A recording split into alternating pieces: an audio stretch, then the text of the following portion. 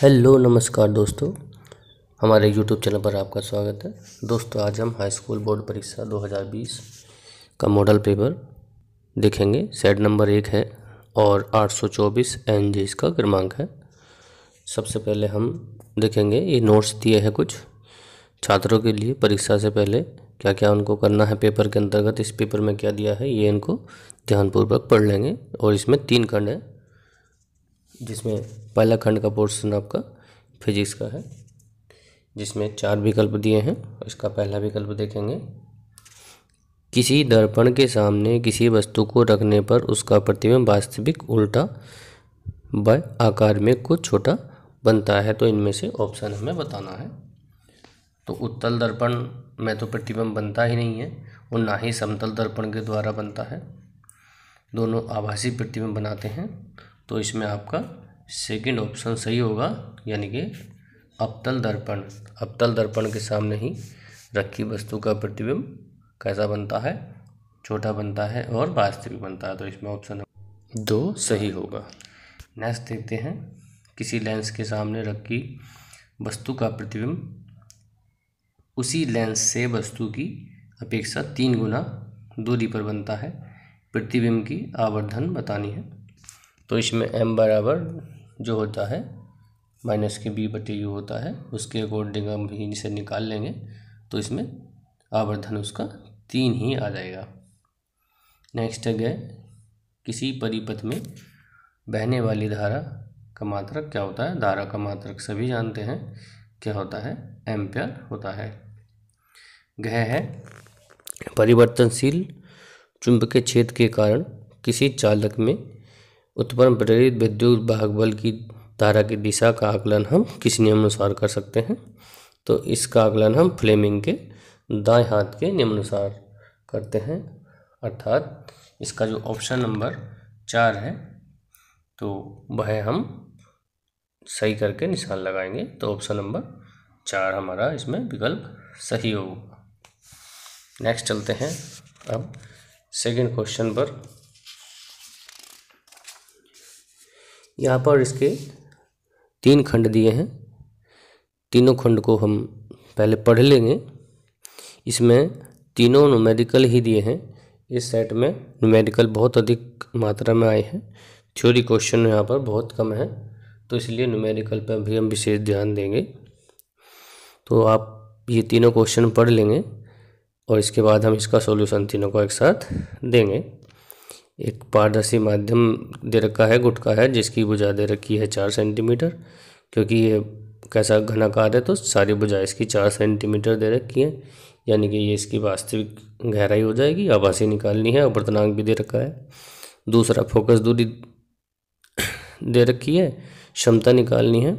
और तीसरा है, इसमें इलेक्ट्रॉनों की संख्या हमें ज्ञात करनी है, जिसमें आवेश दे रखा है और धारा का मान दे रखा है। तो देखते हैं इसका सॉल्यूशन पहला।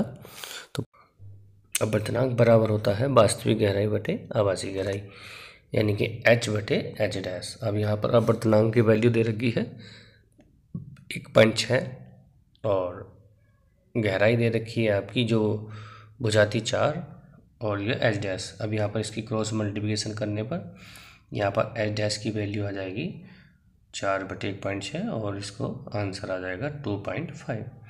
इसी प्रकार से दूसरा क्वेश्चन, फोकस दूरी दे रखी है आपकी 20 सेंटीमीटर, तो इसे मीटर में बदल लेंगे 20/100 और क्या हो जाएगा, कट के 1/5 मीटर, ये इसकी फोकस दूरी आ जाएगी। अब इसकी हमें क्षमता निकालनी है।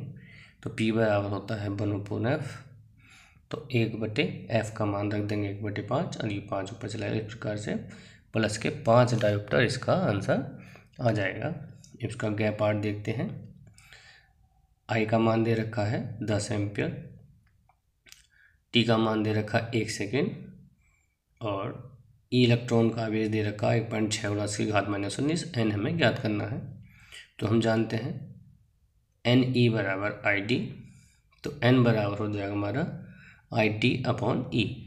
अब यहाँ पर I का और T का और E का वैल्यू रख दिया, तो यहाँ पर ये माइनस की घात है, इसे ऊपर ले गए तो प्लस में हो गए, और डिवाइड करने पर 6.25 गुणा 10 की घात ये हमारा प्लस के 19 इलेक्ट्रॉन यहाँ पर इसका आंसर आ जाएगा। अब इसके पश्चात हम चलते हैं अपने नेक्स्ट क्वेश्चन नंबर 3। क्वेश्चन में 2 प्रश्न करने हैं और प्रत्येक के 2 खंड है। तो इसमें पहला जो खंड है, इसमें एक ऑटो वाहन में पीछे आने वाले किसी वाहन को देखने के लिए एक दर्पण लगा है जो 6 मीटर वक्रता त्रिज्या वाला है। और कैसा दर्पण है? ये उत्तल दर्पण है। और वाहन जो है पीछे जो चल रहा है वो 6 मीटर दूरी पर है। उस अवस्था में प्रतिबिंब की स्थिति और आकार ज्ञात करना है। और दूसरा दे रखा है, निकट दृष्टि दोष से पीड़ित व्यक्ति अधिक 10 मीटर की दूरी तक देख सकता है। तो सही दृष्टि के लिए इसे किस क्षमता का और कैसा हमारा लेंस चाहिए, ये इसमें हमें करना है। और जो सेकंड ऑप्शन है, इसमें भी आपके 2 खंड दे रखे हैं। एक उपकरण है जो 2.3 किलोवाट का है और 230 वोल्ट पर इसका कार्य करना है। तो 10 घंटे तक ये कार्य करता है। तो इसमें धारा का मान निकालना है, प्रतिरोध का मान निकालना है और कुल विद्युत ऊर्जा कितनी व्यय होगी किलोवाट में निकालनी है। और इसी प्रकार से अथवा में दे रखा है, इसमें एक लोहे के तार की लंबाई L1 दे रखी है, अनुप्रस्थ काट का क्षेत्रफल A1 दे रखा है और प्रतिरोध इसका 5 ओम दे रखा है। अब इसका आयतन ना बदले और लंबाई को दोगुना कर दिया जाए तो प्रतिरोध में क्या परिवर्तन आएगा, इस प्रकार से इसकी गणना हम करनी है। और ये प्रत्येक क्वेश्चन आपका 4-4 नंबर का है। तो इस क्वेश्चन के सॉल्यूशन हम चारों क्वेश्चनों का सॉल्यूशन विधि पूर्वक देखेंगे। तो सबसे पहले हम स्टार्ट करते हैं अपने पहले खंड का। इसमें क्या क्या दे रखा है, इसकी आर दे रखा है, यानी कि वक्रता त्रिज्या दे रखी है 6, तो फोकस दूरी हमारी 3 हो जाएगी। और जो वस्तु की दूरी है हमारी 6 मीटर है, तो माइनस के इसे लेंगे, सामने रखी है। तो इसी प्रकार से हमारा अब इसमें दर्पण के लिए सूत्र लगा देंगे, 1/f बराबर 1/b प्लस 1/u। तो यहाँ पर अब इनकी हम वैल्यू रख देंगे, 1/3 f का मान है, 1/v हमें निकालना है और माइनस के 1/6 यहाँ पर ले लेंगे। अब 1/b की वैल्यू निकालने के लिए इसको इधर ले आएंगे और ये प्लस में हो जाएगा। और इसका एलसीएम कितना हो गया? 6 हो गया।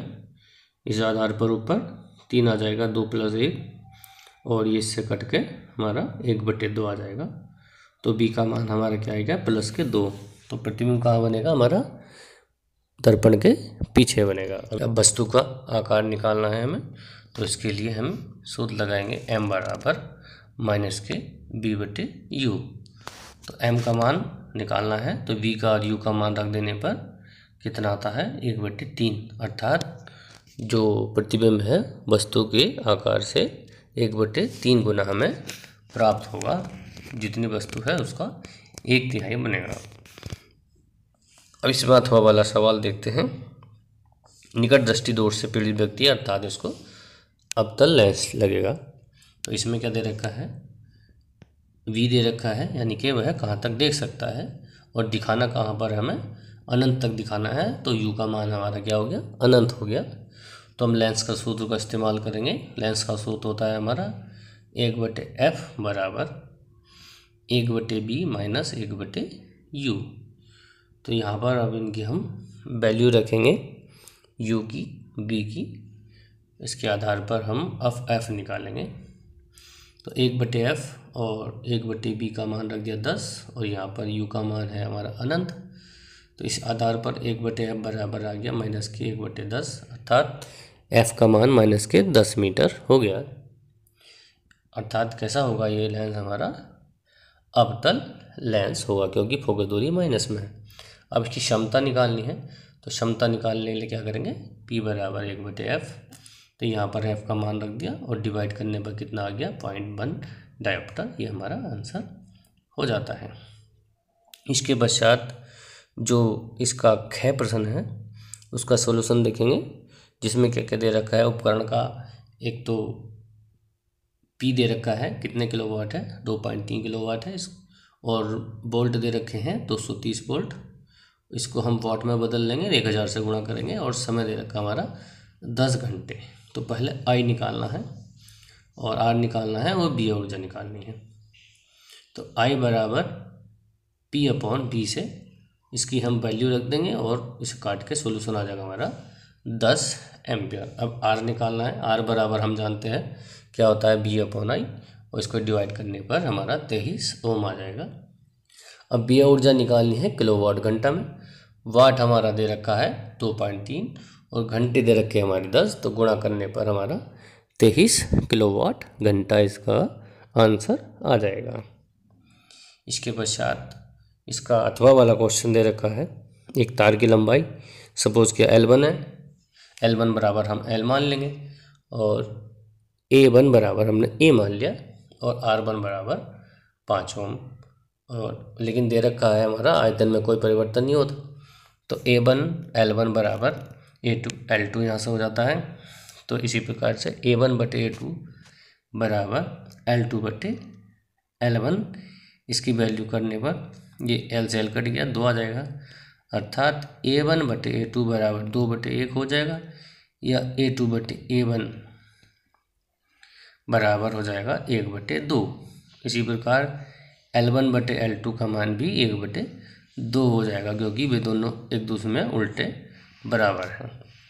अब हम जानते हैं सूत्र, R बराबर होता है रो L अपॉन A, तो हम इस सूत्र का प्रयोग करेंगे यहाँ पर R1 बटे R2 की वैल्यू निकालने के लिए।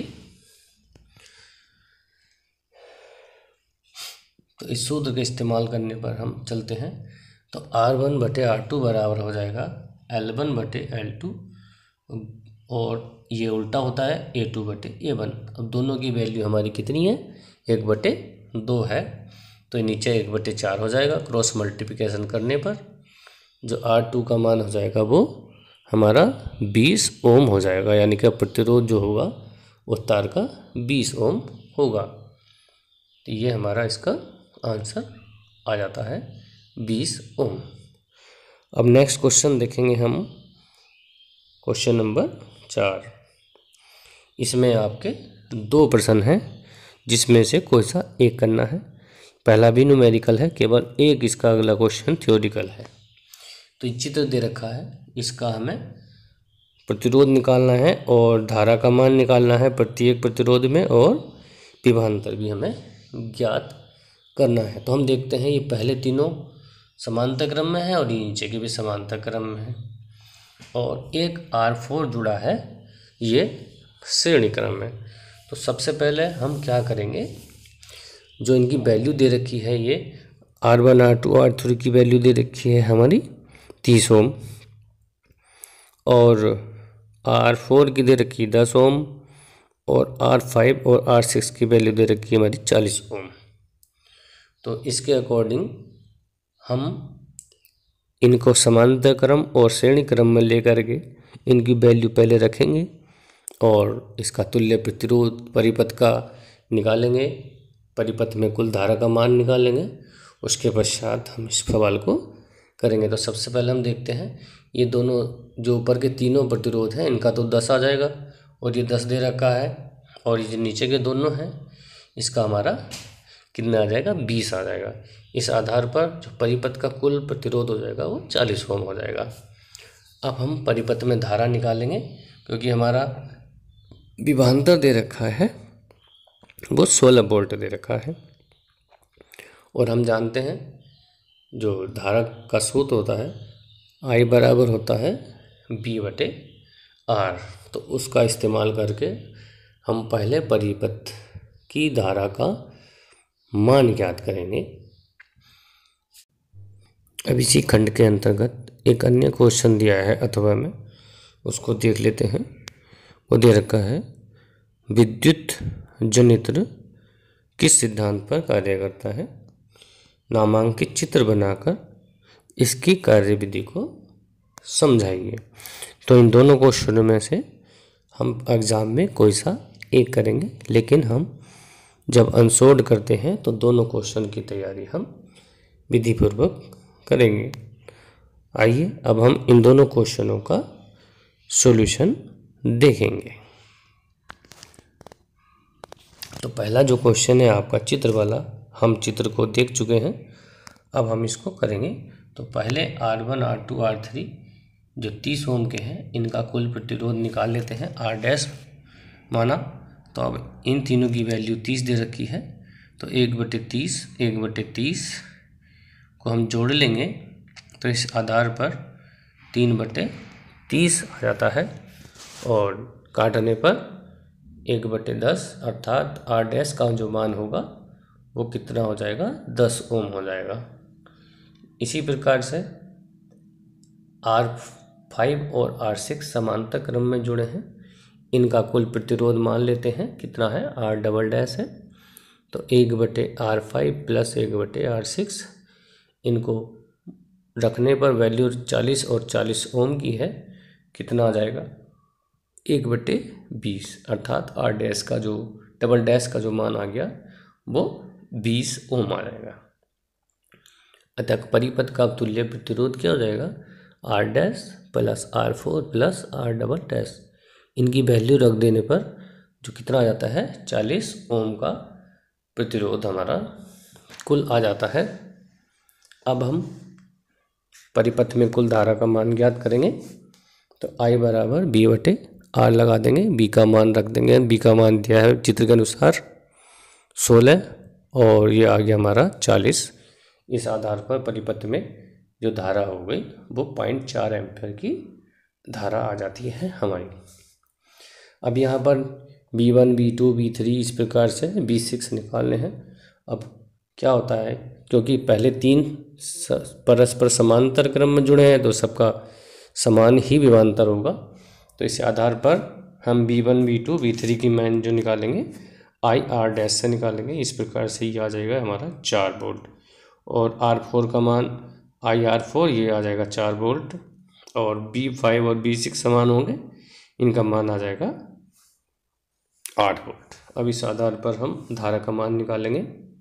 I1 बराबर B/R1, तो V का मान हमारा 4 है B1 का, और R1 का मान हमारा 30 है, भाग करने पर 0.13 एम्पेयर, और तीनों में धारा का मान समान होगा क्योंकि यहाँ पर विभवांतर और प्रतिरोध समान है।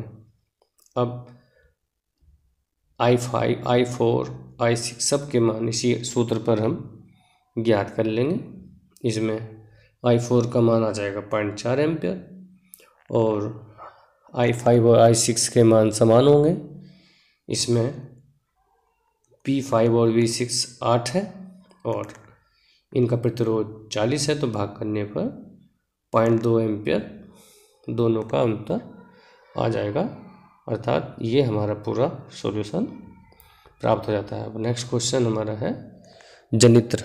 अब जनित्र का काफ़ी लंबा थ्योरेटिकल क्वेश्चन है कि आप दोनों, क्योंकि यहाँ पर दिया नहीं है कि हमें दिष्ट धारा जनित्र करना है या प्रत्यावर्ती धारा जनित्र करना है, तो दोनों की संरचना ये हमारा चित्र है। इसमें क्या क्या है, चुंबकीय क्षेत्र है, सर्पी बल है, आर्मेचर है, ये हमारा इसकी संरचना में आ जाता है, और इसकी कार्यविधि को हम पुस्तक के माध्यम से पढ़ लेंगे। इससे पहली वीडियो में मैंने इसकी कार्यविधि भी समझा रखी है एक एनिमेशन पिक्चर के द्वारा, और इसी प्रकार से हम दिष्ट धारा जनित्र भी कर लेंगे। दोनों में कुछ ज़्यादा अंतर नहीं है, केवल यहाँ पर सर्पी बल का अंतर है।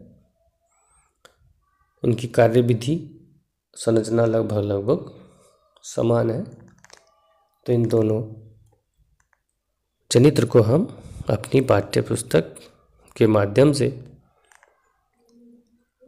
अच्छे से पढ़ लेंगे और इसके चित्र का अभ्यास हम करेंगे। इस प्रकार से जो पहला पोर्शन है हमारा फिजिक्स का, ये कंप्लीट हो जाता है, और इससे आने वाली नेक्स्ट वीडियो में हम जो नेक्स्ट क्वेश्चन है आपके केमिस्ट्री से संबंधित, उनका अध्ययन करेंगे और विस्तारपूर्वक सारे ही प्रश्नों को हम देखेंगे। यदि आपको वीडियो पसंद आई हो तो कृपया हमारे चैनल्स को सब्सक्राइब अवश्य कर लेंगे। धन्यवाद।